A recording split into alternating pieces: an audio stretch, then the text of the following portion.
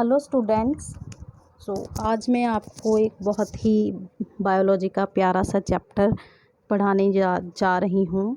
Chapter का नाम है बेटा cell the unit of life. Chapter का नाम है cell the unit of life. बहुत ही सिंपल और प्यारा सा चैप्टर है और मोस्ट इम्पॉर्टेंट है। ठीक है, बड़े अच्छे से हम इसे पढ़ेंगे। पहले देख ले कि हमने इस चैप्टर में पढ़ना क्या क्या है। What is the cell, cell theory, an overview of cell, prokaryotic cell और यूकैरियोटिक सेल। ओके, एक एक टॉपिक को हम बहुत ही अच्छे तरीके से करेंगे। सो लेट्स स्टार्ट। ओके, पहले जस्ट जनरल बातें की हैं, हम देख लेते हैं ऐसे ही कि क्या क्या क्या कहा है फर्स्ट पैराग्राफ में। एक एक लाइन को अच्छे से देखते हैं। When you look around, जब आप अपने आसपास देखते हो, you see both living and non living things। तो आप दोनों चीज़ें देखते हो, एक लिविंग भी और लिविंग नॉन लिविंग भी। और as you wondered and ask yourself, आप डेफिनेटली हैरान होते होंगे और सोचते होंगे कि ऐसी कौन सी चीज़ है जो एक सेल को लिविंग या फिर नॉन लिविंग बनाती है। So your answer is presence of basic unit of life students. So इसका आंसर क्या है कि लिविंग थिंग्स में क्या प्रेजेंट होता है, उनमें सेल प्रेजेंट होते हैं बेटा। ओके, तो अब सेल के बेसिस पे ऑर्गेनिज्म को दो में डिवाइड कर दिया, यूनिसेलुलर ऑर्गेनिज्म और मल्टी सेलुलर ऑर्गेनिज्म। ओके, क्या कहा कि जो organism some are composed of a single cell, जिन ऑर्गेनिज्म में सिर्फ एक सेल होता है फिर भी वो सर्वाइव करते हैं, उन्हें क्या बोला जाता है, यूनिसेलुलर ऑर्गेनिज्म। और जो मैनी बहुत सारे सेल से मिलकर बनते हैं लाइक अस, जैसे कि ह्यूमन बीइंग, उन्हें क्या बोला जाता है, मल्टी सेलुलर। तो ये जस्ट सिंपल सी बात थी। अब देखते हैं कि एक सेल क्या है बेटा। सेल को पहले देखें कि बोला जाता है the fundamental structural and functional unit of life. ऐसा क्यों है? क्योंकि यूनिसेलुलर ऑर्गेनिज्म, ऐसा नहीं है कि ये सिर्फ यूनिसेलुलर के लिए, ये मल्टी सेलुलर के लिए भी है कि यूनिसेलुलर और मल्टी सेलुलर ऑर्गेनिज्म क्या काम के लिए कैपेबल होते हैं। So unicellular organism are capable of independent existence. वो इंडिपेंडेंटली एग्जिस्ट करते हैं, वो किसी चीज़ पर डिपेंड नहीं करते। और इसके अलावा वो कैपेबल होते हैं performing the essential functions of life. वो सारे अपने लाइफ के ज़रूरी फंक्शन जो है बेटा वो परफॉर्म कर सकते हैं। इसके अलावा एक सेल के अलावा कोई भी कैपेबल नहीं है to complete the structure of a cell, जो एक सेल का स्ट्रक्चर कंप्लीट कर सके और इंडिपेंडेंटली एग्जिस्ट कर सके। तो दैट इज़ वाई सेल को क्या बोला जाता है, फंडामेंटल और फंक्शनल और structural unit of life. Cell को स्ट्रक्चरल यूनिट बेटा एक और वजह से बोल सकते हैं हम। वो वजह क्या है वो हम देखते हैं कि वो एक सेल होता है बेटा। अब तक आपको मालूम पड़ गया होगा कि वो कंबाइन होकर क्या बनाता है स्टूडेंट्स, टिश्यू। टिश्यू से क्या बनता है बेटा, टिश्यू सिस्टम। टिश्यू सिस्टम क्या बनाते हैं, ऑर्गन स्टूडेंट्स। ऑर्गन मिलकर क्या बनाते हैं, ऑर्गन सिस्टम। ऑर्गन सिस्टम मिलकर क्या बनाता है स्टूडेंट्स, ऑर्गेनेलीज बेटा। और ऑर्गेनेलीज से बनता है एक होल ऑर्गेनिज्म। वो ऑर्गेनिज्म एक प्लांट भी हो सकता है, वो ऑर्गेनिज्म एक प्लांट भी हो सकता है, वो ऑर्गेनिज्म एक एनिमल भी हो सकता है। तो शुरुआत कहाँ से हुई, एक सेल से। एक सेल ने पूरा ऑर्गेनिज्म बना दिया, एक पूरा स्ट्रक्चर बना दिया। Okay, that is why cell is known as structural unit of life. I hope ये बात आपको अच्छे से क्लियर हो गई होगी। चलो अब नेक्स्ट पे मूव करते हैं।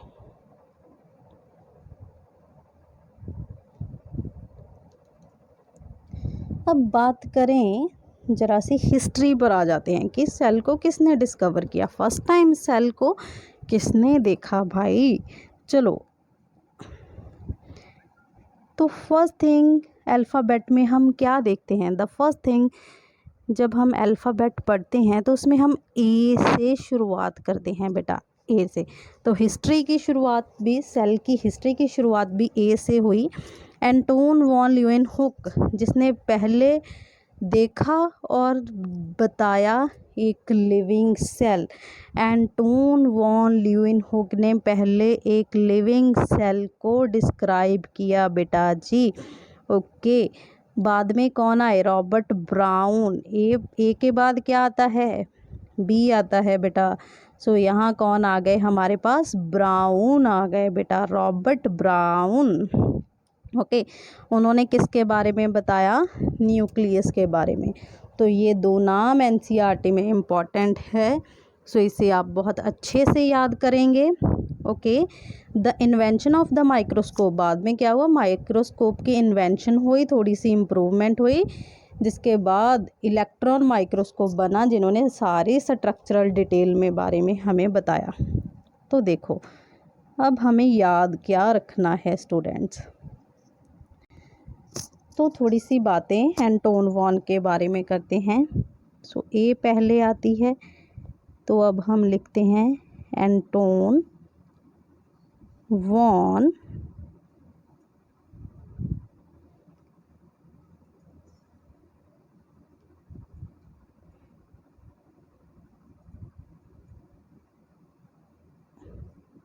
ल्यूएनहुक बेटा। सो फर्स्ट ऑफ ऑल ये कोई साइंटिस्ट नहीं थे, ये बात याद रखें। ये क्या थे, एक डच के मर्चेंट थे स्टूडेंट, डच मर्चेंट थे ये।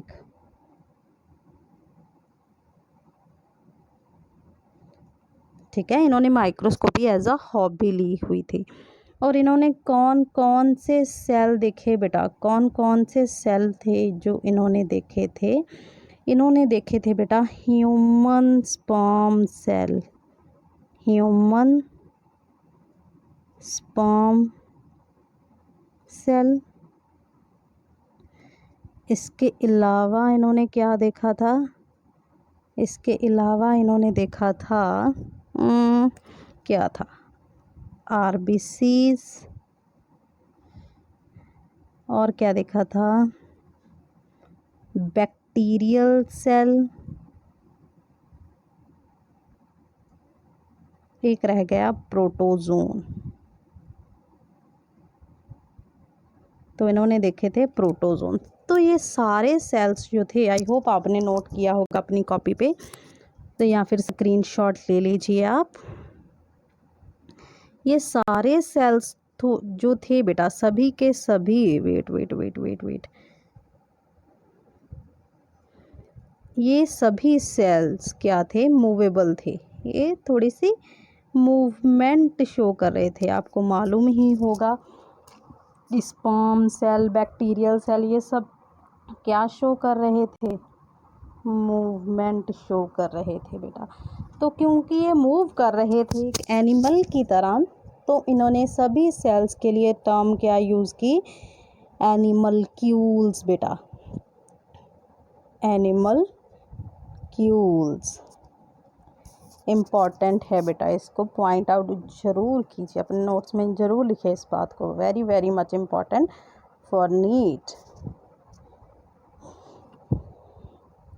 तो नेक्स्ट थिंग हमने जो की थी वो किसके बारे में की थी, ब्राउन के बारे में की थी। ओके, ब्राउन ने न्यूक्लियस देखा था बेटा, ये 100% सही है कि ब्राउन ने जो न्यूक्लियस देखा था वो किस में देखा था, अब वो भी नोट कर लीजिए, ऑर्किड प्लांट रूट में।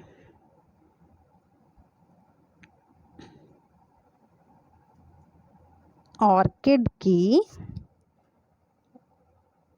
रूट सेल में। ओके, सो आई होप आपको ये क्लियर होगा। अब बात करते हैं हम सेल थ्योरी की। सेल थ्योरी को पढ़ने से पहले हम थोड़ी सी जनरल बातें देखें सेल थ्योरी के बारे में, बहुत ही इम्पोर्टेंट है। सो इसमें जो साइंटिस्ट थे बेटा जी, इसमें जो साइंटिस्ट थे जिसकी पहली बात की गई थी 1838 में, बहुत पुरानी बात है बेटा। तो एक साइंटिस्ट थे जर्मन से एक साइंटिस्ट थे। और कौन से साइंटिस्ट थे बेटा? वो थे एक बोटैनिस्ट। कौन थे? एक बोटैनिस्ट थे बेटा। सो बोटैनिस्ट थे तो डेफिनेटली किसके बारे में बात की हो गई? बोटैनिस्ट कौन होते हैं? जो प्लांट्स पे स्टडी करते हैं। ठीक है, अब उनका नाम देख लेते हैं बेटा।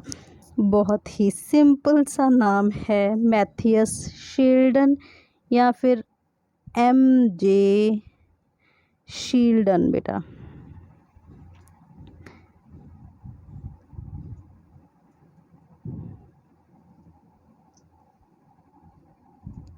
ठीक है, सो ये कुछ थी जनरल बातें। तो उन्होंने प्लांट्स पे डिस्कवरी की और क्या बताया कि सभी सेल्स किससे बने होते हैं, सभी प्लांट्स किससे बने होते हैं? Composed of sales. सेल्स से बने होते हैं, छोटे छोटे स्ट्रक्चर होते हैं प्लांट्स में जिन्हें बोला जाता है सेल। ठीक है बेटा, तो हो गई बात, ये हो गई प्लांट की बात, बहुत इजी थी। और उसके साल बाद एक और साइंटिस्ट आ गए हमारे पास, जो क्या थे? तो अगले ही साल मतलब 1839 में हमारे पास एक और साइंटिस्ट आ गए जो कि ब्रिटिश थे, इंग्लैंड में रहते थे और किसकी स्टडी कर रहे थे? जो क्या थे कि जूलॉजिस्ट थे बेटा। जूलॉजिस्ट क्या होते हैं? जो एनिमल्स की स्टडी करते हैं, तो इन्होंने भी हमें सेम ही बात बताई, इन्होंने भी हमें एक ही बात बताई बेटा जी। ओह, साइंटिस्ट का नाम तो हमने देखा ही नहीं। जूलॉजिस्ट का नाम था बेटा जी थियोडोर सैचुआन।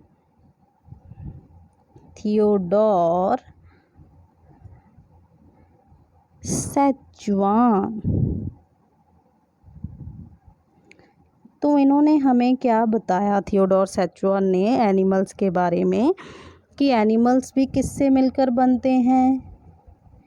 Composed of cells. इसके अलावा इन्होंने क्या बताया कि सेल्स में होता है न्यूक्लियाई। ओके, और इन्होंने एक और बात बता दी कि सेल्स के सराउंडिंग, ठीक है, सेल्स के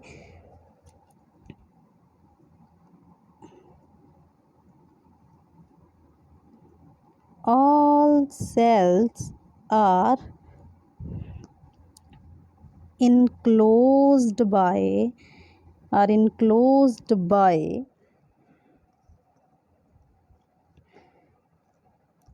a thin membrane। एक थिन मेम्ब्रेन होती है। ठीक है, तो उस टाइम उन्होंने हमें सिर्फ इतनी ही बात बताई थी, बट आज के टाइम हम उस मेम्ब्रेन को किस नाम से जानते हैं? Plasma membrane students. सो ये बहुत इम्पॉर्टेंट बात बता दी उन्होंने। ओके, तो अब एक बार और देख लेते हैं ताकि आपको अच्छे से समझ आ जाए सेल थ्योरी के बारे में, क्योंकि ये इम्पॉर्टेंट है, नीट या बोर्ड में पूछ सकते हैं। सो बात की शुरुआत होती है बेटा 1838 से, जब एक जर्मन में एक बोटैनिस्ट ने बहुत सारे प्लांट पर स्टडी करते हुए जिनका नाम था MJ शील्डन, तो उन्होंने क्या बताया कि सारे प्लांट्स जो हैं वो किससे मिलकर बनते हैं? सेल्स से। और इसकी स्टोरी से इम्प्रेस होकर ऐसा कुछ नहीं था, ठीक है, वैसे ही देख लेते हैं। अ ईयर लेटर एक साइंटिस्ट थे, सॉरी, 1839 में ब्रिटिश में एक साइंटिस्ट थे, जो क्या थे, यूलॉजिस्ट, जिन्होंने स्टडी किस पर की थी, एनिमल्स पर, जिनका नाम क्या था बेटा, थियोडोर सेचुआन। उन्होंने हमें क्या बताया कि सारे सेल्स जो हैं, एनिमल्स जो हैं वो किससे मिलकर बनते हैं, सेल्स से। और सेल्स में क्या होता है, सेल्स में क्या होता है, सेल कंटेन्स न्यूक्लियस बेटा। और उन्होंने एक इम्पॉर्टेंट बात बताई कि सारे सेल्स के सराउंडिंग एक इम्पॉर्टेंट मेम्ब्रेन होती है। उस मेम्ब्रेन को क्या आज हम जानते हैं, प्लाज्मा मेम्ब्रेन के नाम से। अब चलो बुक में से रीड करें। सो सेल थ्योरी इन 1838 से बात शुरू हुई थी। एक साइंटिस्ट थे मैथियस शील्डन, जो क्या थे, एक जर्मन बोटेनिस्ट थे। उन्होंने क्या किया था, a large number of plants, botanist थे तो ये डेफिनेटली सीधी सी बात है कि उन्होंने क्या एग्जामिन किया, लार्ज नंबर ऑफ प्लांट्स को ऑब्जर्व किया। और क्या वो देखते हैं, observe that all plants are composed of different kind of sales.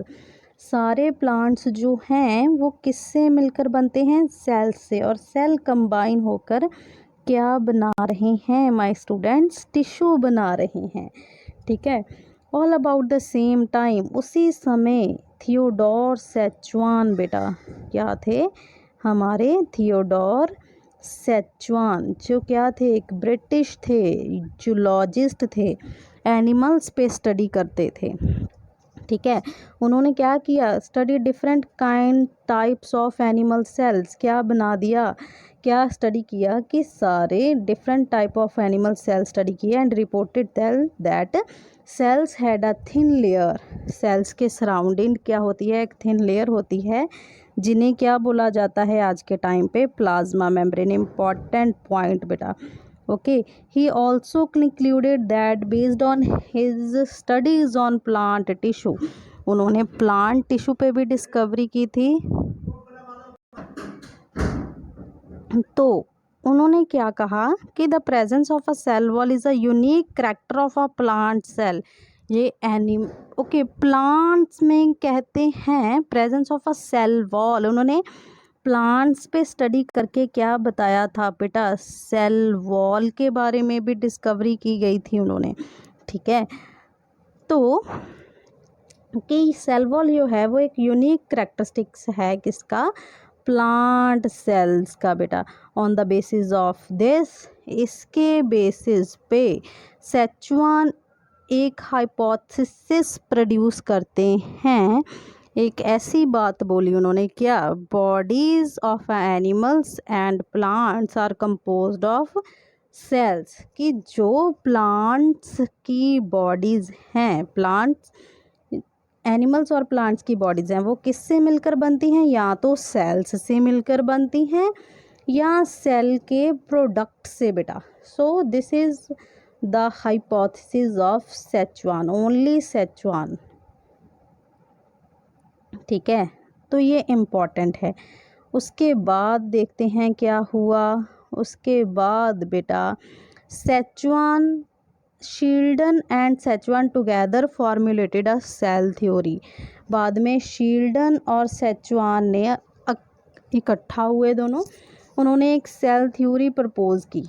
Most important अब बात आती है सेल थ्योरी की। क्या, this theory however did not explain as how new cells were formed. उनने सेल थ्योरी प्रपोज कर दी, बट उन्होंने ये नहीं बताया कि न्यू सेल्स कैसे बनते हैं। तो इसका आंसर हमें दिया रुडोल्फ वर्च्यू ने बेटा, बहुत ही इम्पोर्टेंट था। 1858 की बात है। First examine the cell divided and new cells are formed from the pre existing cell. So Rudolf Virchow ने क्या बताया बेटा हमें, ये क्या है, ये बहुत ही इम्पॉर्टेंट बात बताई उन्होंने। क्या थी, ओमनिस सेल्यूला ई सेल्यूला बेटा, कि नए सेल्स जो बनते हैं वो पहले से बने हुए सेल्स से ही बनते हैं। मतलब ये एक सेल है, ठीक है, इन्होंने मिलकर नया सेल बना दिया। तो ये क्या है, न्यू सेल्स। कैसे बना, अगर ये डिवाइड हुआ होगा तो। सो ओमनिस सेलुला ई सेलुला क्या मतलब है, ये क्या है, प्री एग्जिस्टिंग सेल है, ये डिवाइड हुआ और इसने क्या बना दिया, new cell, new daughter cells बना दिए बेटा। So he modified the hypothesis of Schwann and Schleiden. उन्होंने हाइपोथेसिस जो सेचुआन और शील्डन ने बनाई थी उनको मॉडिफाई किया और एक सेल थ्योरी प्रपोज की इन अ फाइनल शेप। सो ये दो पॉइंट्स मोस्ट इम्पॉर्टेंट क्या थे, all living organism are composed of cell and the product of cell. ये हमें मालूम था पहले ही कि जो नए लिविंग ऑर्गेनिज्म बनते हैं वो किससे बनते हैं, सेल से या सेल के प्रोडक्ट से। और all the cell arise from the pre existing cell. जो नए सेल्स बनेंगे वो कैसे बनेंगे, प्री एग्जिस्टिंग सेल्स से बनेंगे। So this is all about cell theory. Okay, I hope आपको पॉइंट क्लियर हैं। अगर कोई डाउट हुआ तो बेटा आप कमेंट बॉक्स में ज़रूर लिखें। Okay, so an overview of cell. अब हमारा नेक्स्ट टॉपिक क्या है, ओवरव्यू। एक सेल का जस्ट ओवरव्यू देखना है। चलो कोई बात नहीं, स्टार्ट करते हैं। तो अब बात आती है बेटा एन ओवरव्यू ऑफ सेल। हमने थर्ड पार्ट स्टार्ट कर दिया है कि हम क्या पढ़ने जा रहे हैं, उसका थर्ड पार्ट। सेल क्या होता है हमें मालूम पड़ गया, ठीक है। सेल थ्योरी की भी बात कर ली हमने। अब बात आती है एन ओवरव्यू ऑफ सेल की student. So let's start the topic an overview of cell. You have earlier observed cells in an onion peel or a human cheek cell under the microscope. तो NCERT वाले कहते हैं कि हम बहुत intelligent हैं। उन्होंने क्या है कि आपने डेफिनेटली चीक सेल या फिर अनियन पील सेल देखा होगा। ऐसे कुछ सेल्स आपने देखे होंगे। जब अनियन पील सेल देखा होगा तो उसमें ऐसे कुछ आपको स्ट्रक्चर दिखाई देंगे, ठीक है। ऐसा कुछ होता है अनियन पील सेल। तो अगर आपने नहीं भी देखा तो कोई बात नहीं, आपको पता चल जाएगा कि एक सेल के अंदर क्या क्या होता है। Let us recollect their structure. The onion cell which is a typical plant cell. Onion cell एक टिपिकल प्लांट सेल की एग्जाम्पल है जिनमें एक सेल वॉल होती है as a outer boundary. Just within the cell there is a cell membrane. The cells of human cheek cells have an outer membrane as a delimiting structure of a cell. Inside the dense membrane, सब पता चलेगा। पहले just देख लेते हैं कि हमें पढ़ना क्या है। Inside the cell dense membrane there are membrane bound structure called nucleus. Okay, cell membrane के अंदर क्या होता है, एक न्यूक्लियस होता है। This nucleus contain the chromosome which is turn contain a genetic material called DNA. Nucleus के अंदर होते हैं बेटा क्रोमोसोम जिनके अंदर क्या होता है, DNA, जिन्हें क्या बोला जाता है, जेनेटिक मटीरियल स्टूडेंट। चलो और क्या पता चला हमें, cells that have a membrane bound nucleus are called eukaryotic cells, whereas cells that lack membrane bound nucleus are called prokaryotic cell. तो पहले बेटा इतनी सी बात देख लेते हैं। चलो एक बात और पढ़ ली। In prokaryotic cells and eukaryotic cell a semi fluid matrix called cytoplasm occupies the volume of the cell. Okay, इसके बाद उन्होंने क्या कहा कि इसमें क्या होता है, साइटोप्लाज्म होता है। चलो कोई बात नहीं, अब हम इतनी सी बात को ड्रॉ कर देखते हैं। तो पहले हमने क्या देखा कि जो सेल होता है उसकी सबसे पहली लेयर होती है बेटा सेल वॉल। तो कोई बात नहीं, imagine this is a cell wall student. So what is this is a cell wall. थोड़ी सी अच्छी ड्रॉ कर लेते हैं।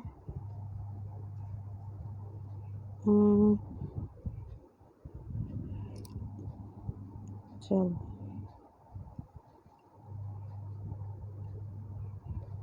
ओके।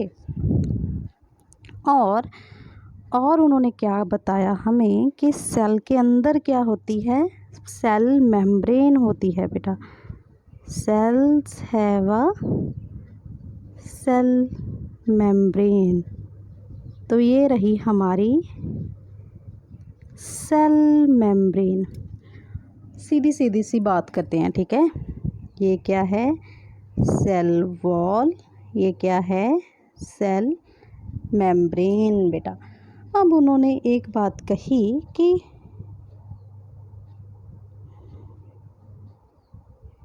सेल के अंदर एक चीज़ पड़ी होती है बेटा, ऐसे कुछ करके।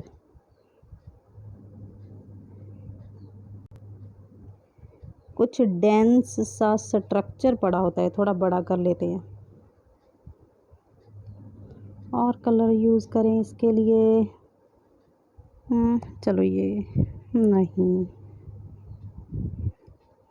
ये ठीक है।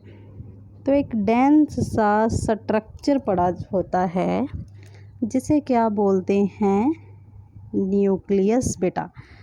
अब न्यूक्लियस के बीच क्या होते हैं, क्या कहा उन्होंने, क्रोमोसोम होते हैं। So these are chromosome. और क्रोमोसोम के बीच क्या होता है, क्रोमोसोम्स के बीच होता है बेटा ऐसे कुछ उन्होंने बताया, डीएनए, जिसे क्या बोलते हैं, जेनेटिक मटेरियल। ओके, ये बात हो गई। अब उन्होंने एक बात बोली थी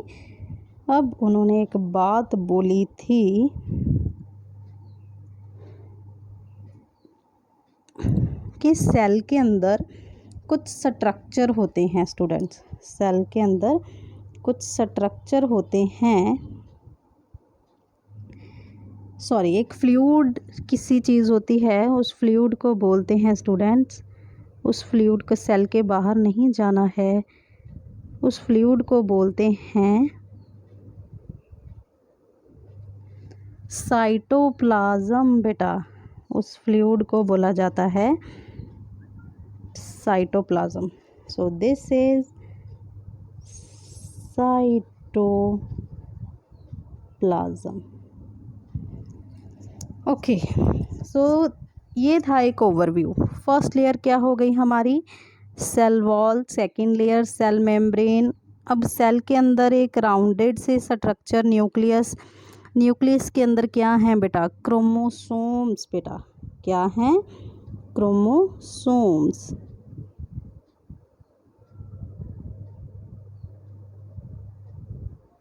क्रोमोसोम्स, और क्रोमोसोम्स के अंदर क्या है, डीएनए। अब बोलते हैं कि सेल मेम्ब्रेन के अंदर एक फ्लूइड होता है जिसे क्या बोला जाता है, साइटोप्लाज्म। तो अब नेक्स्ट बात क्या आती है कि सेल की दो टाइप्स होती हैं स्टूडेंट्स।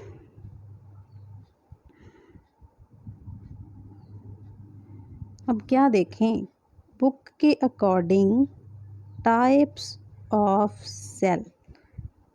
सो दो तरह के सेल होते हैं। एक होते हैं प्रोकैरियोटिक,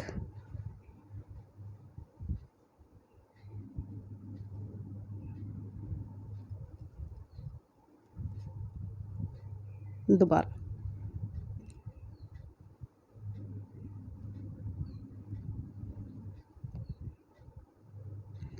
ठीक है। एक होते हैं प्रोकैरियोटिक सेल्स, एक होते हैं बेटा यूकैरियोटिक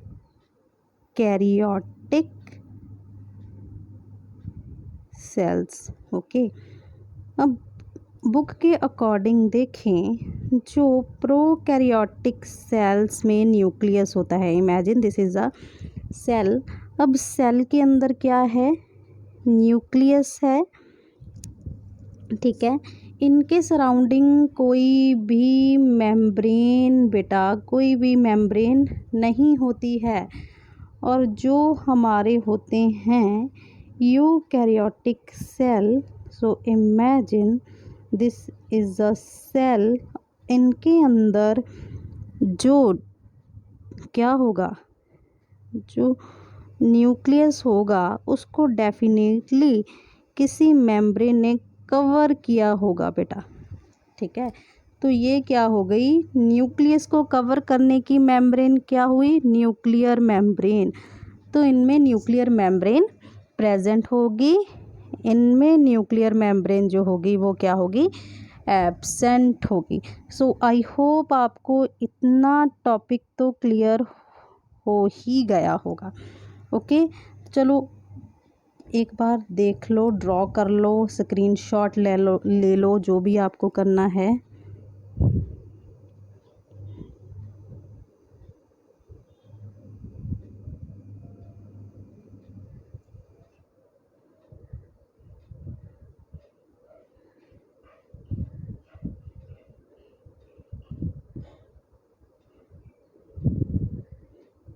क्रोमोसोम, ओके। सो आई होप ये आपको क्लियर होगा। ओवरव्यू ऑफ सेल में पहले इतनी सी बातें नोट करें आप। तो अब नेक्स्ट मूव करते हैं बेटा। तो अब क्या हुआ बेटा, इन बोथ ओके, हमने क्या देखा था, इस cells that have a membrane bound nucleus, ऐसे सेल्स जिनमें मेम्ब्रेन बाउंड न्यूक्लियाई है उन्हें क्या बोला जाता है, eukaryotic cells, whereas cells lack membrane bound nucleus are called prokaryotic. But कहते हैं कि प्रोकैरियोटिक हो सेल हो या यूकैरियोटिक सेल हो, उनमें एक सेमी फ्लूइड मैट्रिक्स होता है, उन्हें क्या बोला जाता है, साइटोप्लाज्म, जो सेल का सारा वॉल्यूम ऑक्यूपाई करता है। साइटोप्लाज्म क्या है बेटा, main site of cellular in both the plant cell and animal cells. Okay, cytoplasm में सारी एक्टिविटीज़ होती हैं, various chemical reactions occurs in it to keep the cell in the living state। Okay, कितनी ही सारी chemical reaction है जो cytoplasm में होती हैं जिसकी वजह से एक सेल जो है वो लिविंग स्टेट में रहता है। तो cytoplasm is the most important part of a cell. So next चलते हैं बेटा, बिसाइड द न्यूक्लियस,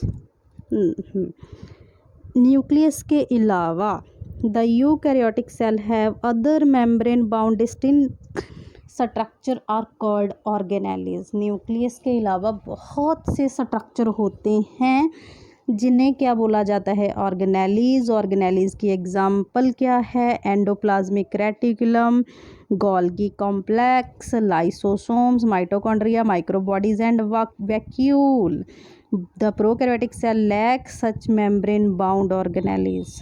तो ऑर्गेनेलीज यूकैरियोटिक में प्रेजेंट होती हैं, प्रोकैरियोटिक में ऑर्गेनेलीज एब्सेंट होती हैं। सो ये हमें डिफरेंस का सेकंड पॉइंट पता चला। अब देखते हैं आगे क्या बोला है उन्होंने हमें।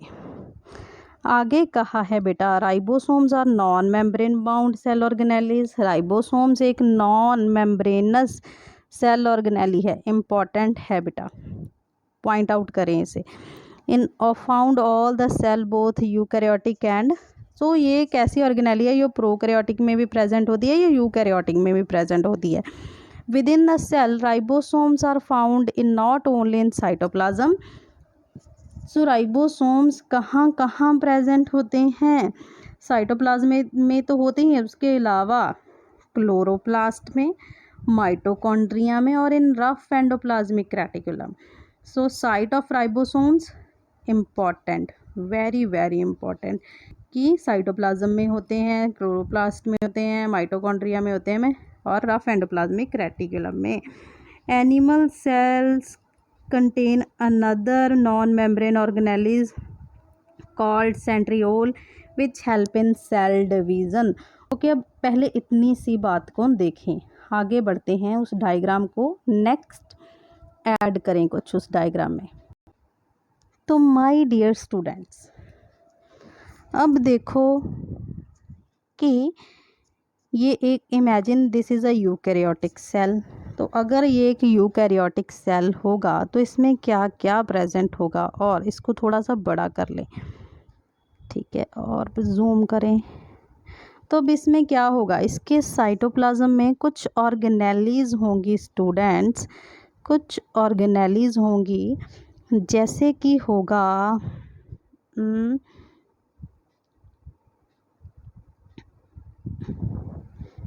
पहले तो राइबोसोम्स बना लें। राइबोसोम्स जो होते हैं वो सभी में प्रेजेंट होते हैं। सो दीज आर, क्या हैं ये, ribosome students. So these are ribosomes, वो दोनों में ही प्रेजेंट होंगे। इसके अलावा प्रेजेंट होगा students mitochondria. So this is the mitochondria. Okay, और क्या होगा, गोल्गी कॉम्प्लेक्स प्रेजेंट होगा, छोटा सा बना लेते हैं गोल्गी कॉम्प्लेक्स। इसके अलावा प्रेजेंट होंगे लाइसोसोम्स, कुछ ऐसे ही होते हैं लाइसोसोम्स। और भी प्रेजेंट होगी एक ऑर्गेनेली बच गई हमारी, वो कौन सी है, वो है बेटा जी एंडोप्लाज्मिक रेटिकुलम। तो ऐसे ही वो न्यूक्लियस के पास ही होती है। सो दिस इज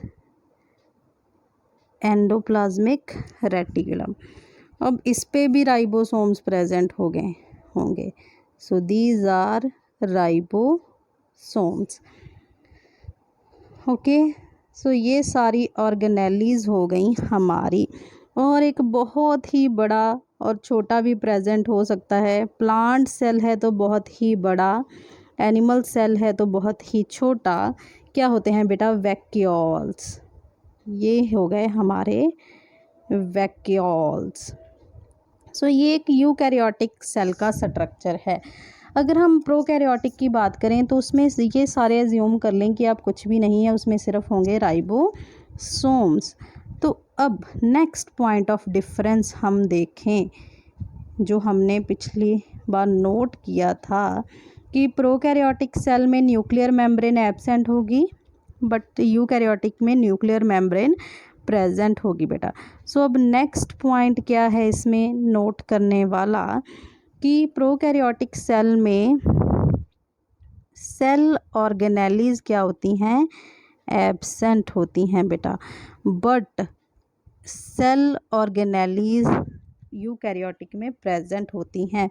इसमें सिर्फ प्रेजेंट होते हैं, इसमें सिर्फ प्रेजेंट होते हैं बेटा राइबोसोम्स। इसमें सिर्फ राइबोसोम्स प्रेजेंट होंगे, इसमें तो राइबोसोम्स ऑलरेडी हैं। ओके, सो नेक्स्ट, अब प्रोकैरियोटिक यूकैरियोटिक सेल जो होगा बेटा वो दो पार्ट्स में डिवाइड होता है। उसकी दो टाइप्स होती हैं, एक होता है प्लांट सेल, एक होता है एनिमल सेल। आई होप आपको ये पॉइंट क्लियर होगा कि सेल की दो टाइप्स होती हैं। सेल की दो टाइप कौन कौन सी होती हैं बेटा, प्रोकैरियोटिक सेल और eukaryotic cell. But eukaryotic cell further किन में डिवाइड होता है, हमारे प्लांट सेल में और एनिमल सेल में। ओके, चलो अब नेक्स्ट, ये तो हो गई कुछ। तो बेटा अब बात करते हैं कुछ शेप और साइज़ की सेल के। Cells differ greatly in size. Cell का साइज़ सेम नहीं होता है बेटा, ग्रेट वैरायटी शो करते हैं अपने साइज़ में, शेप में और एक्टिविटीज़ में। ठीक है, कुछ एग्जांपल्स दी हुई हैं। For example mycoplasm the smallest cell. Okay, ये इम्पॉर्टेंट है कि स्मॉलेस्ट सेल कौन सा होता है, mycoplasms are only 0.3 micrometer in length. जिनका साइज़ क्या होता है, 0.3 micrometer in length. While bacteria, उसके बाद क्या बोला, कुड बी बैक्टीरिया का साइज़ कितना होता है बेटा, 3 to 5 micrometer. Okay, smallest cell हमें क्या मालूम है, mycoplasms. The largest isolated single cell. Okay, जो लार्जेस्ट सिंगल सेल होता है बेटा वो कौन सा होता है, egg of an ostrich. Ostrich के एग को लार्जेस्ट सिंगल सेल बोला जाता है। अमंग मल्टी सेलुलर ऑर्गेनिज्म, अगर मल्टी सेलुलर ऑर्गेनिजम्स की बात की जाए, human red blood cells are about 7.0 micrometer in diameter. Nerve cells are the longest cell, ये भी इम्पॉर्टेंट है बेटा। Cells also very greatly in their shape, they may be disc shape. Sales की shape भी डिफरेंट होती है, disc like होते हैं, polygonal, columnar, cuboidal, thread like और इवन इरेगुलर भी होते हैं। शेप ऑफ द सेल में very with the function they perform. Shape किस चीज़ पर डिपेंड करती है कि वो कौन से फंक्शन परफॉर्म कर रहे हैं। अब कुछ डायग्राम्स हैं बेटा, कुछ डायग्राम्स हैं जो NCERT में दी हुई हैं, तो वो आपको याद रखनी है। ये क्या है, ह्यूमन आर्बिसेस, क्या शेप है उनकी, rounded and biconcave. White blood cell की शेप कैसी होती है, अमीबॉइड। एपिथेलियल सेल की शेप, कॉलमिनर एपिथेलियल सेल्स की शेप क्या होती है, long and narrow. Okay, this is the nerve cell, इसकी शेप कैसी होती है, ब्रांच्ड एंड लॉन्ग। उसके बाद क्या दिया हुआ है, ट्रैकी दिया हुआ है, इलोंगेटेड सेल, और ये क्या है, mesophyll cell, rounded and oval. Okay, तो इसमें से आपको क्या याद रखना है, शेप तो आपको याद रखनी ही रखनी है। अनदर इम्पॉर्टेंट थिंग, थोड़े से नोट्स बनाते हैं। तो बेटा ये कुछ पॉइंट्स थे जो आपको याद रखने हैं, वो क्या क्या है। स्मॉलेस्ट सेल कौन सा है, स्मॉलेस्ट सेल इज़ माइकोप्लाज्म, जिनका साइज़ क्या होता है, जस्ट 0.3 माइक्रोमीटर। ओके, उसके बाद लार्जेस्ट सेल हमने क्या देखा था, कौन सा होता है, egg of an ostrich. Ostrich का एग लार्जेस्ट सेल होता है। और longest cell is nerve cell. So ये कुछ इम्पॉर्टेंट पॉइंट्स थे जो हमने शेप और साइज़ में से देखने थे। तो अब नेक्स्ट मूव करते हैं।